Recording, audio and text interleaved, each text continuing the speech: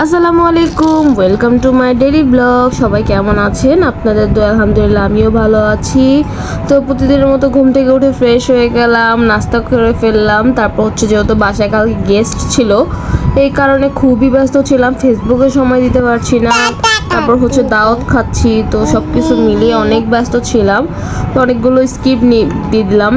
তারপর সন্ধ্যাবেলা যখন আমরা ছেলেপক্ষ দাওয়াত খেতে যাচ্ছি, যেমন অনেক বিয়েটা গ্যাপ দিয়ে, আর যেগুলো মেহমান আসছিলো তাদের বাসায় পৌঁছে দিয়ে আমরা চলে গেলাম আমাদের গন্তব্যে দাওয়াতে, মানে বৌবাতে গিয়েছিলাম ছেলেদের।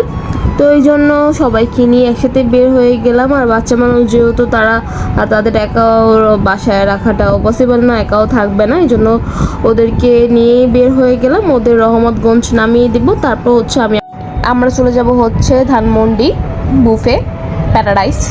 তো এই জন্য বের হয়ে গেলাম সবাই একসাথে। তারপর রাস্তায় খুবই জ্যাম ছিল, তো ওদের রহমতগঞ্জ নামিয়ে উবার কল দিলাম, উবারও চলে আসলো ইতিমধ্যে। তারপর আমরা সবাই একসাথে বের হয়ে যাচ্ছি ধানমন্ডির উদ্দেশ্যে।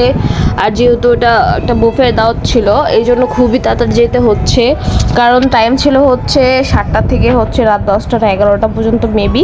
এত সময় তো আর থাকা যায় না, বা লেটও যাওয়া যাচ্ছে না। আমরা যাওয়ার আগে দেখি অনেকগুলো মানুষ চলে গেছে। কি একটা অবস্থা ভাই! বাঙালি মানুষ আসলে বুফে যারা আর কি সর্বপ্রথম যায়, তাদের অবস্থা আর কি এমন হয়। বিশ্বাস করবেন, না দেখলে বুঝতাম না। আসলে কিছু মানুষ এমনভাবে খাওয়া দাওয়া করছে দেখে আসলে কষ্ট লাগছে, কারণ তুমি যতটুকু খাওয়া তুমি ততটুকু নিবা, ওয়েস্ট কেন করো খাবার আমি বুঝি না। এমন যতটুকু নিছে আরও 2-3 জন খাইতে পারতো, এমন অবস্থা। তো যাই হোক ভাই, আমার কিছু বলার নাই। আমার যতটুকু আমি পেটে খাইতে পারছি আমি ততটুকুই খাইছি, সবচেয়ে বড় কথা এখানে হেলা। তো যাই হোক, বের হয়ে গেলাম সবার সাথে দেখা করে। দেন যেহেতু আমি বাসায় চলে যাব, কেরানীগঞ্জ চলে যাব, রাত হইতেছে, এই জন্য বাবা মা চলে গেল রহমতগঞ্জ, আর আমিও কেরানীগঞ্জের উদ্দেশ্যে বের হয়ে গেলাম। আর কিছু মানুষের ক্ষেত্রে একটা কথা বলি, আপনারা যতটুকু খেতে পারবেন আপনারা ততটুকুই খাবেন। আপনারা যতটুকু না পারেন আপনারা এর চেয়ে বেশি কেন নেন প্লেটে? এর মধ্যে তো আরও অনেকেই খেতে পারতো, তাই না?